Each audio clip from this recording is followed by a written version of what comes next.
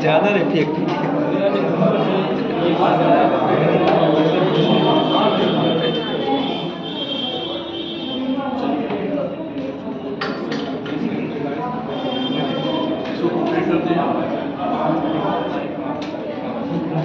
ये सारी चीजें तो थोड़ी हैं।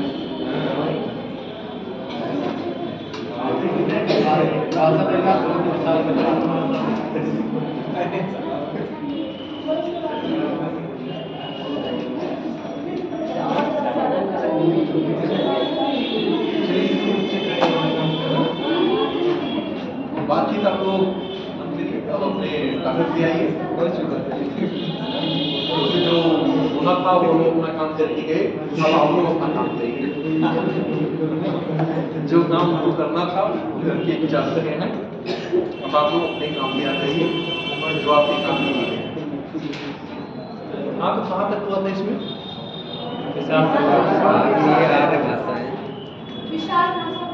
अच्छा, भालू के परिवार। तो समझ लीजिए विशाल का मतलब कि भारत और यूरोप में, तो यूरोप में कई देशों में है, तो जनसंख्या भी ज्यादा होगी, क्षेत्र भी ज्यादा होगा, तो प्रसार भी क्या होगा। तो इसीलिए जो है इनका क्या होगा, ये विशाल भाषा इसीलिए इनको कहा जा रहा है, क्योंकि क्षेत्र क्या है, व्यापक। अगर व्यापक क्षेत्र ना होता, एक सीमित दायरा होता, तो विशाल भाषा की श्रेणी से न रखा या श्रेणी में न रखा। नीचे देखिए, इस भाषा परिवार के, इस भाषा परिवार की उपशाखा भारतीय आर्य भाषा का उपभाषा उपशाखा, इस भाषा परिवार की उपशाखा, जैसे भाषा है तो उसकी उपशाखा भी होगी। उपशाखा भारतीय आर्य भाषा का परिवार सर्वाधिक महत्वपूर्ण शाखा है, सर्वाधिक महत्वपूर्ण शाखा है। इस परिवार में नीचे लिखेगा, इस परिवार में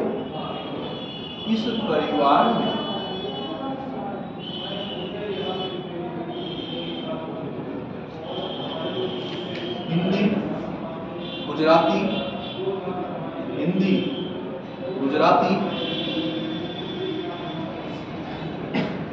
सिंधी, असमिया, असम मतलब असमिया, पंजाबी, उड़िया आदि भाषाएं शामिल हैं। आदि भाषाएं शामिल हैं।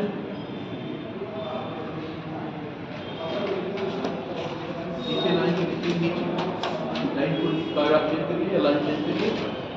ऐतिहासिक कालक्रम के आधार पर, ऐतिहासिक कालक्रम के आधार पर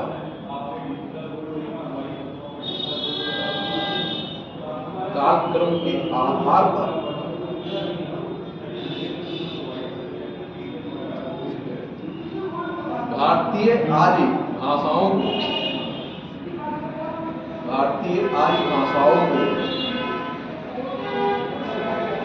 3 भागों में विभक्त किया जा सकता है। भाषाओं को 3 भागों में बांटा जा सकता है या विभक्त किया जा सकता है।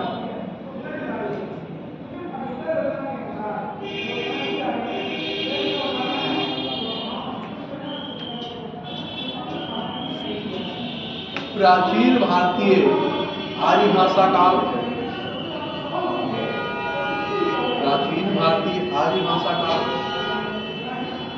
1500 ईसा पूर्व से 1500 ईसा पूर्व से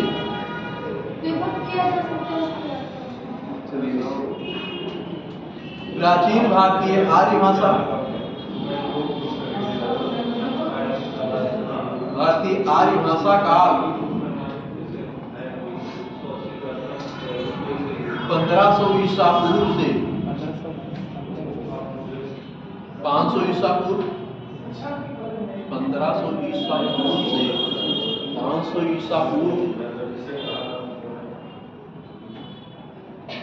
डैश दीजिएगा, लिखिएगा वैदिक संस्कृति और लौकिक संस्कृति। मतलब पहले मतलब वैदिक संस्कृति उस समय क्या थी और लौकिक संस्कृति क्या थी, जो लोग समाज में जो है प्रचलित थी। और लौकिक संस्कृति मतलब लौकिक लोक धर्म की बात है, तो लौकिक संस्कृति। दूसरा, मध्यकालीन भारतीय आर्य भाषा, मध्यकालीन भारतीय आर्य भाषा, भारतीय आर्य भाषा काल या समय ब्रैकेट में 500 ईसा पूर्व से 500 ईसा पूर्व से 1000 ईस्वी तक, 1000 ईस्वी तक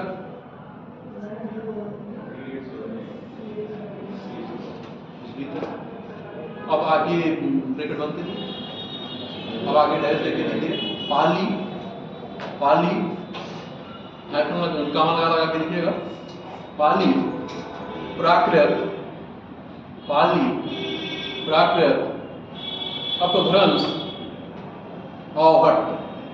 मतलब एक क्रमिक रूप से भाषाओं का कैसे विकास हो रहा है। पहले कौन सी भाषा आई? पाली आई, फिर प्राकृत आई, फिर अपभ्रंश आई, फिर अवहट्ट। तो इस प्रकार से क्रमिक रूप से जो है इन भाषाओं का विकास हो रहा है और विकसित होकर के हिंदी भाषा का रूप ले रही है। बात समझ में आई है? अब देखिए, भाषा का विकास ऐसा नहीं कि अचानक हो जा रहा है, क्रमिक रूप से हो रहा है ना। कि जैसे पाली बात, तो उससे कुछ जो है और सुधार होकर के क्या हुआ, प्राकृत हुआ, उससे कुछ सुधार हुआ, अपभ्रंश आया, उससे भी कुछ मॉडिफाई हुआ, अवहट्ट आया, उससे भी मॉडिफाई होगा, क्या आएगा, आधुनिक आपकी जो आज की हिंदी है वो आएगी। बात समझ में आ रही है? अगला लिखिए, आधुनिक भारतीय आर्य भाषा काल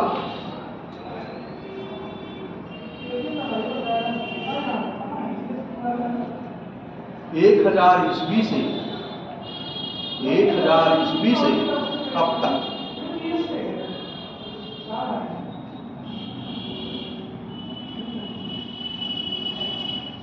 अब आधुनिक में आपने देखा होगा, जैसा कि आधुनिक मतलब आज के समय की बात की जा रही है, और आधुनिक काल हिंदी साहित्य में आप लोगों ने पढ़ा, तो आपने क्या पढ़ा, वीर गाथा काल या आदि काल, भक्ति काल, रीत काल, फिर आपने पढ़ा आधुनिक काल।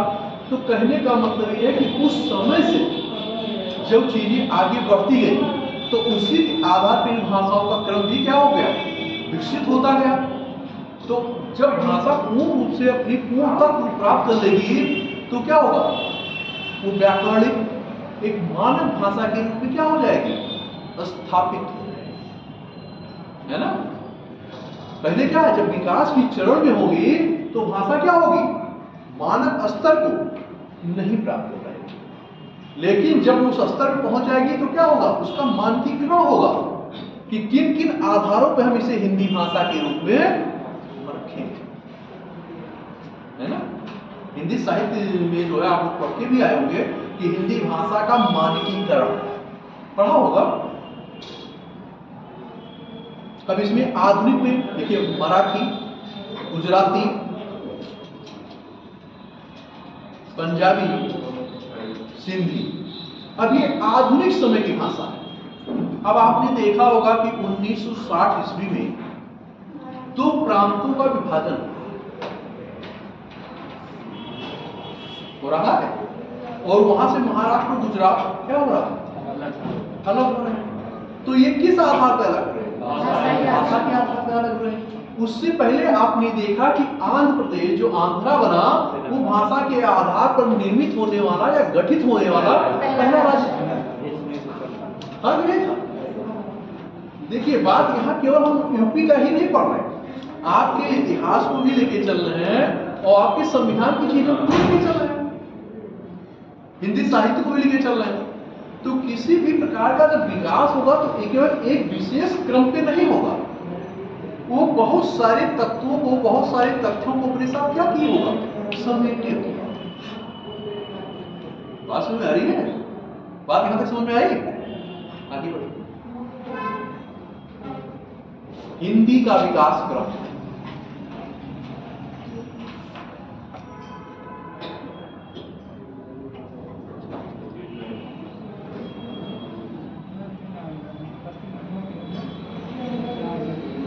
हिंदी के विकास क्रम को, हिंदी के विकास क्रम को इस प्रकार से समझा जा सकता है।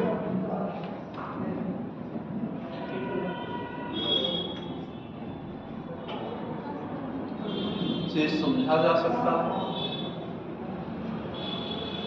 नीचे लिखिएगा संस्कृत डैश देखिए, फिर आगे बढ़िएगा। संस्कृत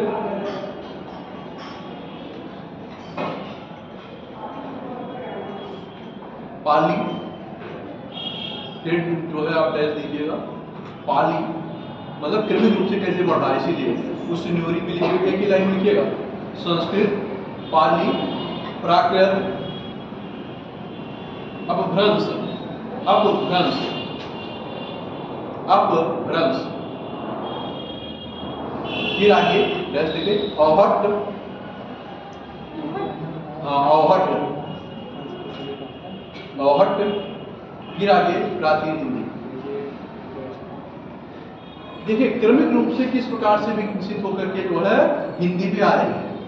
एकाएक हिंदी नहीं बन गई, कितने चरणों से गुजरी, इतने चरणों से, 5-6 चरणों से गुजरने के बाद जो है क्या हो रहा है, हिंदी भाषा का क्या हो रहा है, हिंदी भाषा। तो क्रमिक रूप से विकास हो रहा है, ऐसा नहीं कि 2 दिन में हो, 4 दिन में हो, 2-4 दिन में नहीं हुआ है, क्रमिक रूप से हुआ। आगे लिखिए उत्तर प्रदेश की राजभाषा,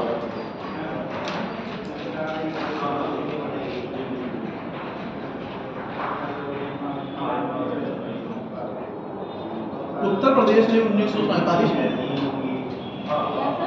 उत्तर प्रदेश में 1947 में, अब समझाने वाली चीजें नहीं है, लिखने वाली है ना, अब केवल लिखने वाली चीजें, जहां कहीं होगा कोई चीज तो बता दें।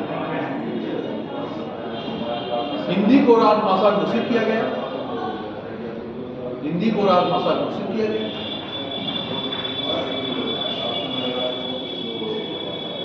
राजभाषा के रूप में, राजभाषा के रूप में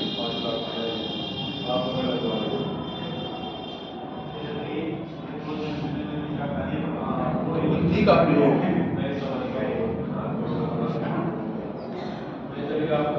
प्रदेश के कार्यालयों में, प्रदेश के कार्यालयों में 26 जनवरी 1968 से, 26 जनवरी 1968 से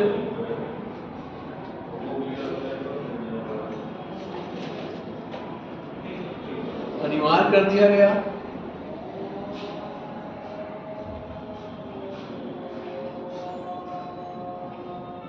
वर्ष 1979 में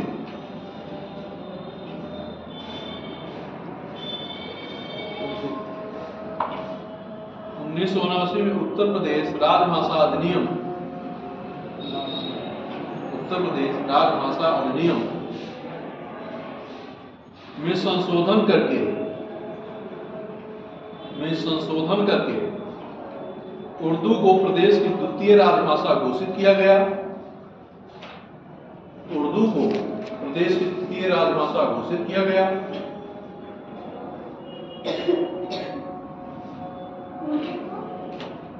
राजभाषा घोषित किया गया, द्वितीय राजभाषा घोषित किया गया।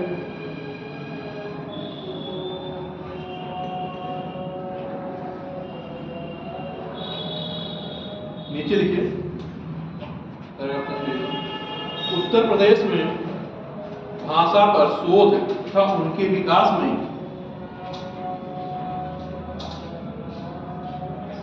भाषा पर शोध तथा उनके विकास में योगदान के लिए कई संस्थान स्थापित किए गए हैं।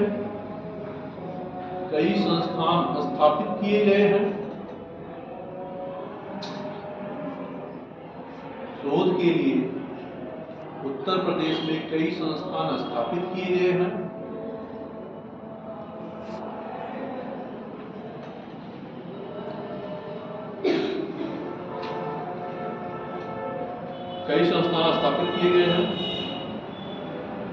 जिनमें से कुछ मुख्य संस्थानों का विवरण इस प्रकार है। कुछ मुख्य संस्थानों का विवरण इस प्रकार है।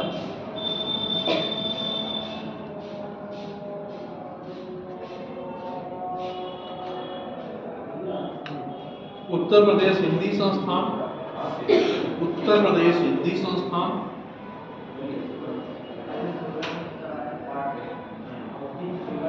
प्रदेश में हिंदी भाषा और साहित्य के विकास के लिए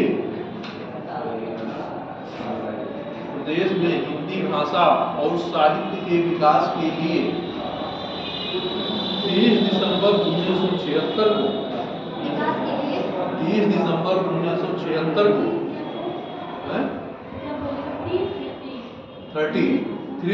30 दिसंबर 1976 को लखनऊ में उत्तर प्रदेश हिंदी संस्थान की स्थापना की गई। उत्तर प्रदेश लखनऊ में उत्तर प्रदेश हिंदी संस्थान की स्थापना की गई।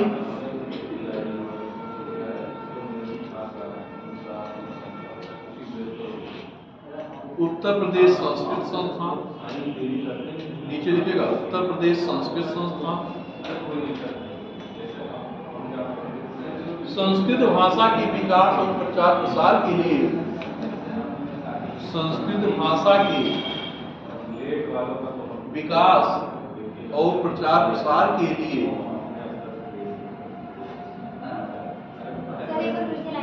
संस्कृत भाषा के विकास और प्रचार प्रसार के लिए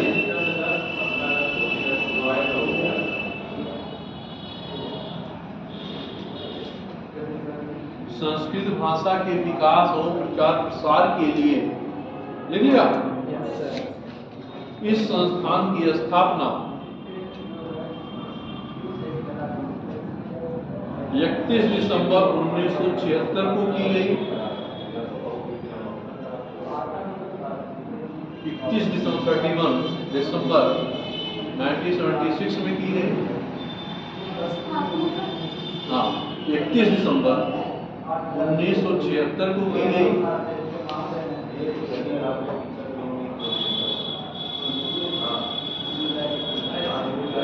दिसंबर 1976 को की गई। इस संस्थान द्वारा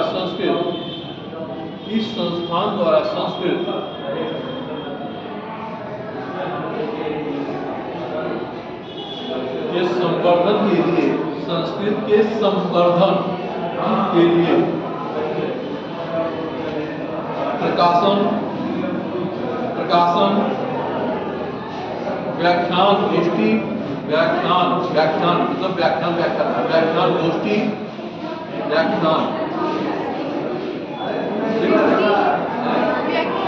गोष्ठी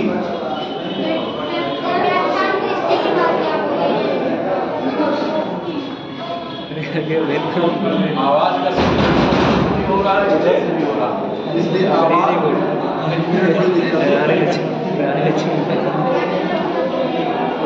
बच्चे जा रहे हैं।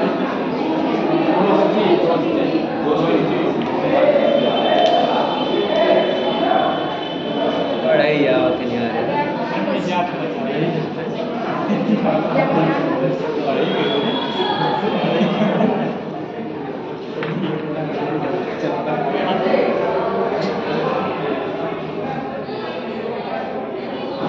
व्याख्यान गोष्ठी 5 विधि पांडुलिपि या लिपियां, क्रय व संरक्षण मतलब खरीदना और उसको संरक्षित करना, व संरक्षण तथा शिक्षण प्रशिक्षण सहित कई प्रकार के कार्यक्रम चलाए जाते हैं। कई प्रकार के कार्यक्रम चलाए जाते हैं।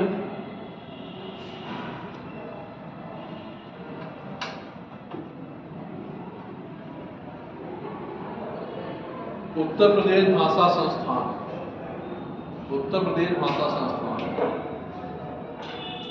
भारतीय भाषाओं पर शोध भाषा संस्थान,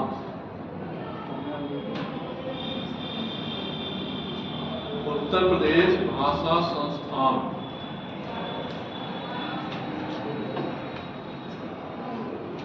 भारतीय भाषाओं पर शोध,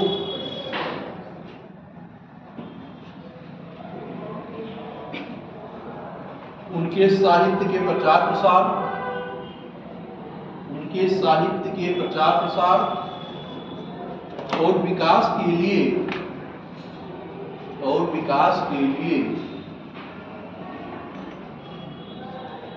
24 दिसंबर 1949 को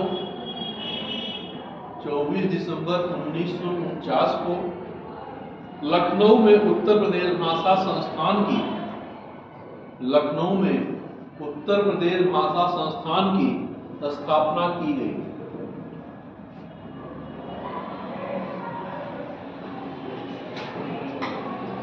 लखनऊ में उत्तर प्रदेश भाषा संस्थान की स्थापना की गई।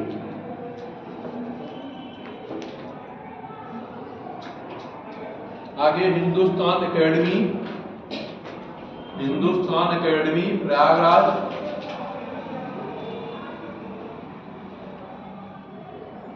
हिंदुस्तान एकेडमी प्रयागराज, हिंदुस्तान एकेडमी प्रयागराज लिख लिया। इस संस्थान की स्थापना, इस संस्थान की स्थापना 29 मार्च 1927 को की गई थी। 29 मार्च 1957 को की गई थी। 1927 1927 29 मार्च 1927 को 1927 को की गई थी। इसका उद्देश्य हिंदी और उसके अन्य रूपों, इसका उद्देश्य हिंदी उसके अन्य रूपों, ब्रैकेट में लिख लीजिएगा, ब्रज, अवधी, ब्रज, अवधी, भोजपुरी, उर्दू आदि, ब्रैकेट बंद कर लीजिएगा। उर्दू, ब्रैकेट बंद कर लीजिए। के साहित्य की रक्षा, के साहित्य की रक्षा, उन्नति, साहित्य सृजन के कार्य, साहित्य सृजन मतलब रचना करना, सृजन के कार्य को प्रोत्साहन करना है।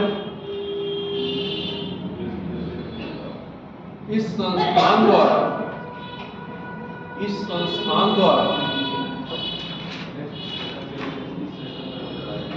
भारतीय भाषाओं, इस संस्थान द्वारा भारतीय भाषाओं, लिख लिया, इस संस्थान द्वारा भारतीय भाषाओं और विदेशी भाषाओं से हिंदी में उच्च कोटि के साहित्य का अनुवाद कराना, उच्च कोटि के साहित्य का अनुवाद कराना एवं प्रकाशन कराना है। केवल देसी साहित्य को ही नहीं, विदेशों से जो अच्छे साहित्य हैं, जो उच्च कोटि के हैं, उनका क्या करना है? भारतीय भाषा हिंदी में अनुवाद करना है और उसको प्रकाशित करना है ना। कि जैसे मान लीजिए किसी साहित्य में कोई चीजें अच्छी मिल रही है, किसी भाषा संस्थान के माध्यम से, किसी पत्रिका की, उन चीजों को करके क्या किया जाएगा? अनुवाद करा दिया जाएगा भारतीय भाषा में और उसको यहाँ प्रकाशित किया जाएगा। आगे लिखिए। उत्तर प्रदेश उर्दू अकादमी, उर्दू अकादमी, उर्दू अकादमी, हाँ अकादमी,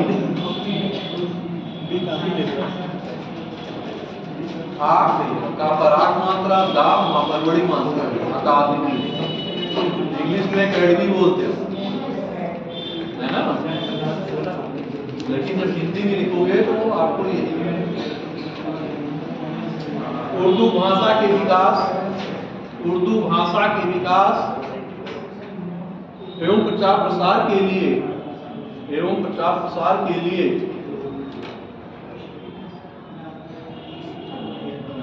इस संस्थान की स्थापना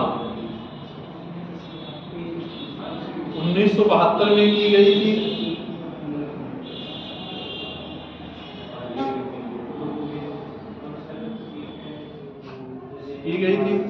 इस अकादमी के द्वारा की गई थी 1972। हाँ 1972 में की गई थी।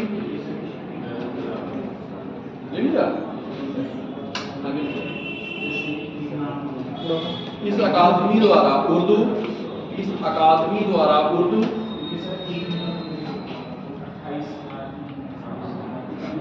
के मौलिक एवं अनुदित पुस्तकों, उर्दू के मौलिक एवं अनुदित पुस्तकों के प्रकाशन एवं उन पर के प्रकाशन, मौलिक के बाद एवं अनुदित पुस्तकों के प्रकाशन, अनुदित पुस्तकों के प्रकाशन, देखिए सभी लोगों ने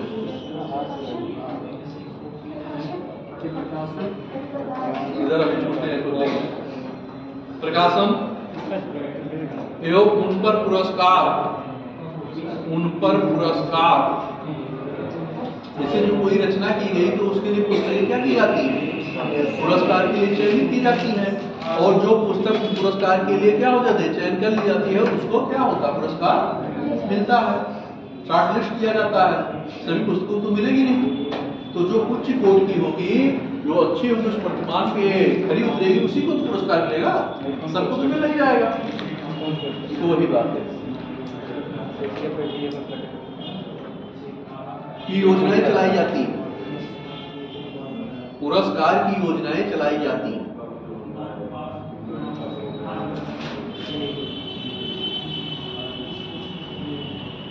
इसके द्वारा प्रतिवर्ष, मतलब इस अकादमी द्वारा, इसके द्वारा मतलब इस अकादमी की बात की जाती है, इसके द्वारा प्रतिवर्ष मौलाना अब्दुल कलाम आजाद पुरस्कार,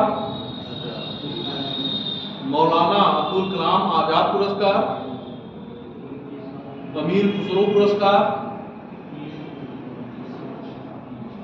आदि का विवरण मिलता है, यह वितरण किया जाता है। आदि का वितरण, अमीर खुसरो पुरस्कार आदि का वितरण किया जाता है।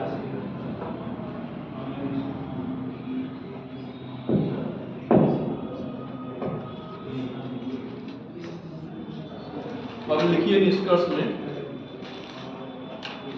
इस प्रकार हम कह सकते हैं कि, इस प्रकार हम कह सकते हैं कि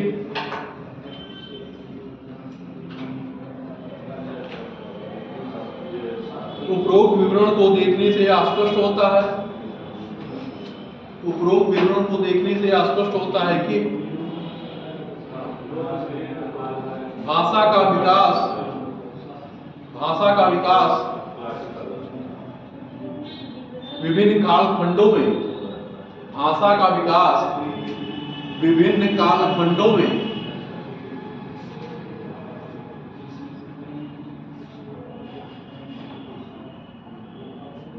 क्रमागत रूप से हुआ है, मतलब क्रमिक रूप से, क्रमागत रूप से हुआ है।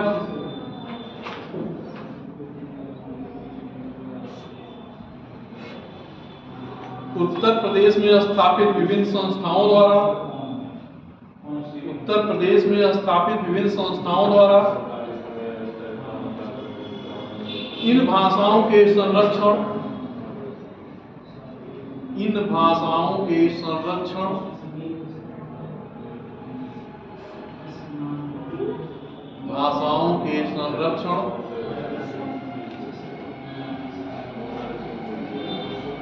विकास एवं प्रचार प्रसार के लिए कई महत्वपूर्ण कार्य किए जा रहे हैं। प्रचार प्रसार के लिए कई महत्वपूर्ण कार्य किए जा रहे हैं। आपका ये कंप्लीट होता है भाषा का भी, है ना।